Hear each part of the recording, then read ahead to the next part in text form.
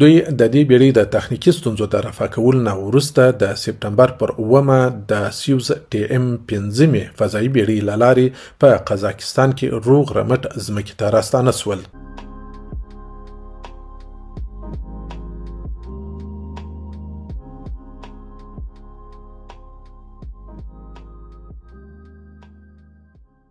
د هغه وخت په شوروي اتحاد کې د ښاغلي مومند او ښاغلي لیاکوف ډیر تود هرکلی وسو او په لوړو دولتي میډالونو او سوغاتونو سره ونازول سول.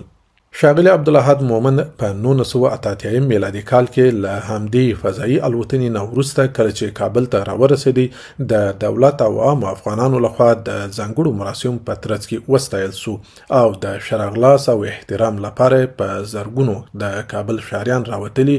او د سړک پر یوې او بلې غاړې ولاړ او ښاغلي مومند ته شرغلاس وایه او خپله